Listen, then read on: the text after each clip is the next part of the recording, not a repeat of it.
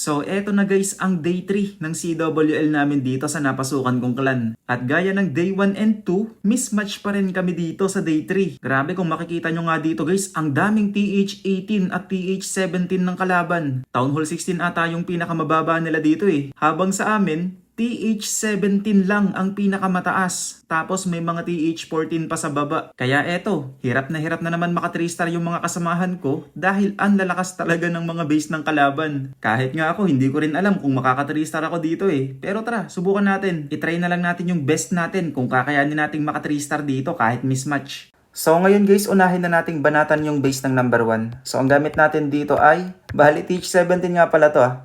Tapos ang gamit natin dito ay Meteor Golem with Throwers. Tara, try natin kung kakayanin. Town Hall 18 Max. Sige, subukan natin kung kakayanin to ng TH17. Ito na yung ipa-fireball ko siguro guys. Malaki yung value ng fireball dito eh. So dito na ako mag-warden. Tapos machine. Ay, eto maganda yung... Guys, maganda yung value yung makukuha dito ng Flame Flinger kung sakali. Sige, magpa-Flame Flinger na muna pala ako ngayon dito. So, lapag muna ako dito ng pang-distract sa Mortar. Para hindi matarget yung play. Ay, kaso! Yun lang. Hindi pala inabot. Kailangan kong bantayan si Tatang. Tago ko lang, tapos Warden ability agad. Fireball. Nice, tanggal yung mga nakapalibot. Yung Flame Flinger natin, okay pa naman siya. Pwede na siguro to. Lapag na natin dito yung mga throwers. Apprentice Warden, Balloon. Lapag na rin natin dito yung Meteor Golem, pang tangke. Tapos si Archer Queen. Teka, lapagan muna natin ng pang-distract dito. Daming masasakit dito eh.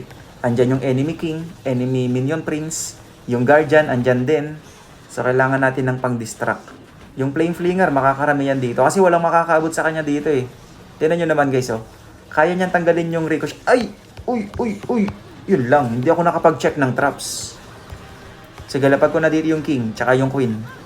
Pag talaga ako hindi naglalapag ng pang-check traps, tsaka may mga lumalabas na traps. Poisonin muna natin dito yung bantay. Butasan natin dito guys para makapasok yung mga troops.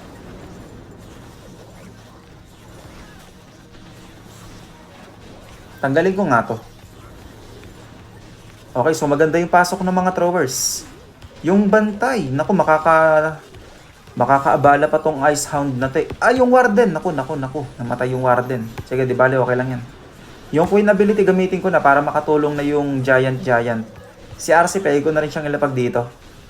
Yung Overgrowth spell, tingin ko hindi na to magagamit. I-rage ko na yung RC. RC ability gamitin ko na. Yung mga throwers nakulong na sa wall. Wala nang maitutulong yung mga throwers na yan. Kayang-kaya na ni Arsing ubusin tong mga naiiwan dito. Wala na. Kahit hindi na gamitin yung overgrowth spell, kayang-kaya na to. So, unang banat guys. Makaka 3-star kagad tayo dito. Yung mga throwers, huy, saan kayo punta? Late na kayo. Ubus na yung mga defense. Bagal kasi ng thrower eh. Okay, so next banat. Lipat naman tayo ng Town Hall 16. So, dito TH18 ulit yung katapat natin. Pero, di ko alam kung kakayanin. Subukan na lang natin. Super Witch. Teka, kasi mismatch to eh.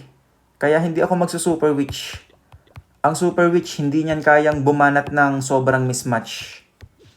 Siguro, Root Riders pa, pwede. Ito, Root Riders yung gamitin natin. Tanggalin ko na tong Siege Barracks para makatipid ako ng raid medals. Okay. So, base ng number 2, TH18, max ba? Oho! Semi-max din to ah. Tara, subukan natin. Medyo may hirapan nga lang to, kaya hindi ko sigurado kung kakayanin. Sige, dito na ako mag-RC. Envy. Sana dalawang Wizard Tower makuha. Inviolet.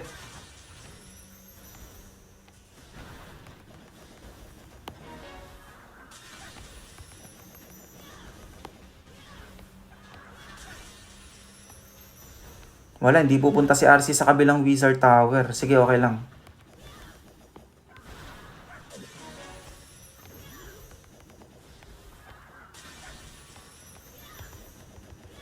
Ayan, matatanggal pa yung X-bow na yan.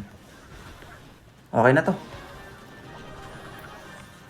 Wait lang, lumabas na yung furnace. Poisonin ko muna.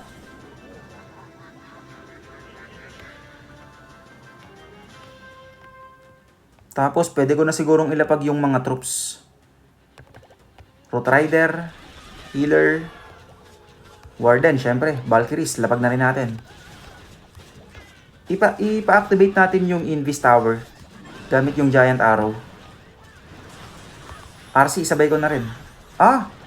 Dapat pala kumukuha ako ng totem spell pang distract doon sa Guardian. Sige, di bale, okay lang naman. Warden ability, sige, gamitin ko na. Nauubos kagad yung buhay ng mga Root Riders ko eh. Risk ko nga to. Headhunter. Tapos i-overgrowth ko muna ito. RC ability, parang kailangan ko din agahan guys. Kasi, taga-agahan ko na nga. Baka maunahan pa siya nung Revenge Tower. King ability. Naku, ba't naglabasan yung mga troops? Sige nga, King ability gamitin ko na. Naglabasan sila guys. Yung Archer Queen lang yung naiwan sa gitna. Ayun, bumalik naman. Meron pa akong isang overgrowth spell eh. Gamitin natin dito. Naku, yun lang. Si RC naunahan. Paktay ka RC. Yung mga super barbs hindi pa natin nagagamit ha. Gamitin natin ito mamaya. Wall break. Teka, saan ba ito pwedeng gamitin? Kay Queen. Sige, butasan natin dito. Para lilipat na si Archer Queen dito sa open. Yari ka, Warden.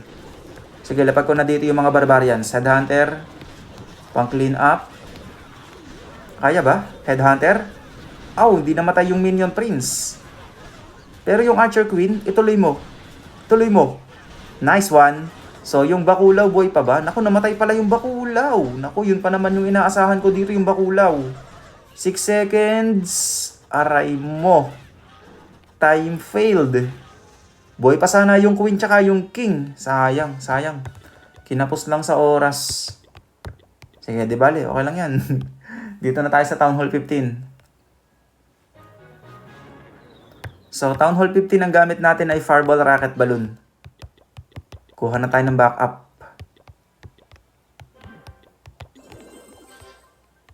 Rocket Balloon tayo dito. Okay. Wait lang, anong kulang? Sneaky Goblin, tanggalin ko na nga to. Palitan natin ng Wall Breaker.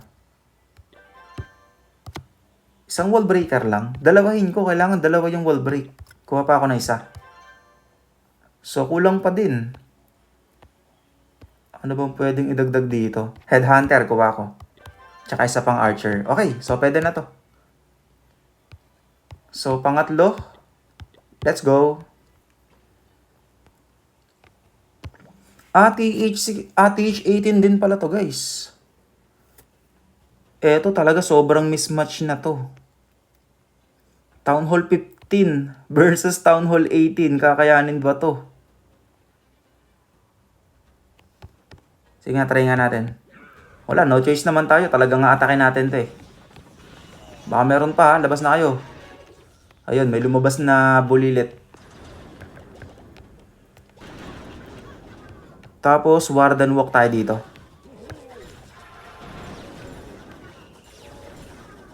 Patamaan ko lang yung Fireball siguro sa Monolith. O kaya kahit dito lang pala.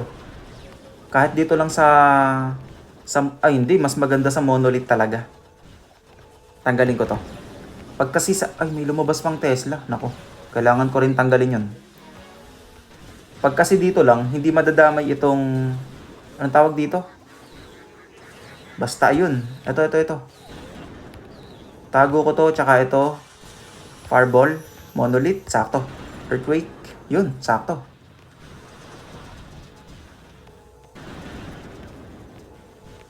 Baka may traps pa dito, labas na kayo. Ayun, meron pa kang Tesla. I-rage ko na nga yung Warden. Tapos itong BK at Queen, tanggalin ko na nga muna to.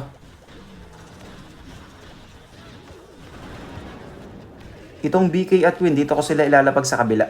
O kaya dito sa ibabaw, Queen muna.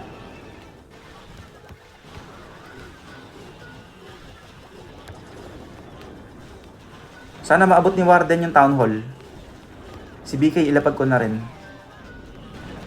Ice Golem to tank. Medyo masakit nga lang tong Guardian guys. Pag nalapit si Warden dito, yari ito. Ayan na nga oh. Tago ko lang. Op, op, op. Dahan-dahan. Sakit yan. Skeleton. Press ko lang muna to.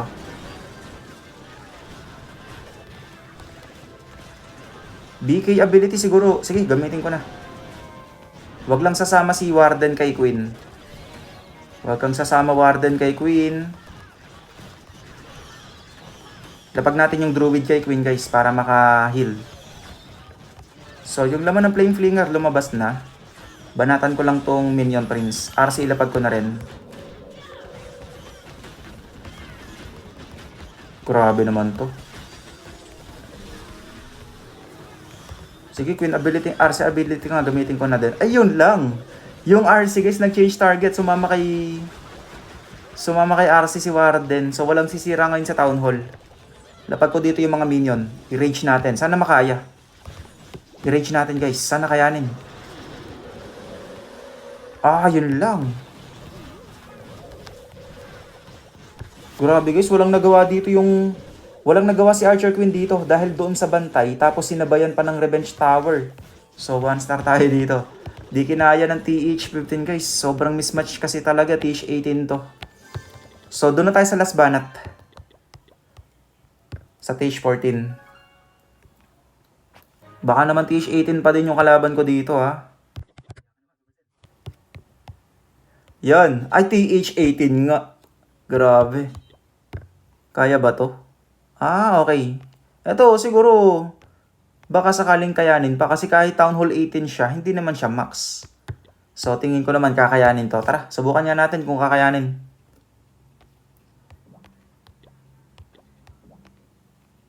So, magpe-Flame Flinger muna ako dito. Tapos yung Fireball, dito. Dito. Siguro dito na lang. Sa multi-gear. Doon na lang guys, doon na lang. Mas malaki yung value doon. Yung BK at Queen, mamaya dito ko na lang sila ilalapag.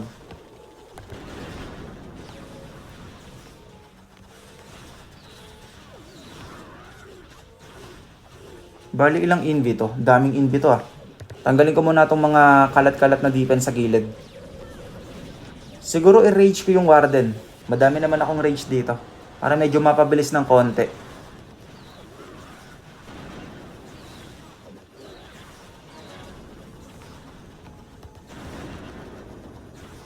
Tapos, Envy ko to. Then, Fireball. Yun, sakto. Tago ko yung Warden. Grabe, muntik na. I-rage ko yung Warden guys ha. Kasi baka abutin siya ng Guardian. Yung BK at Queen, kailangan ko na... Ay! Nalaglag yung poison. Yung Priest. Sayang naman yung Priest. So, lagay ako ng wall break pang isa dito. Skeleton spell pang distract doon sa single. King ability gamitin ko na nga. I-rage ko na din dito yung Archer Queen.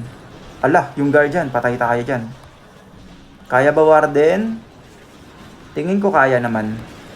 Yung bantay pala lumabas na rin. I-poison ko muna. Rocket Balloon. RC.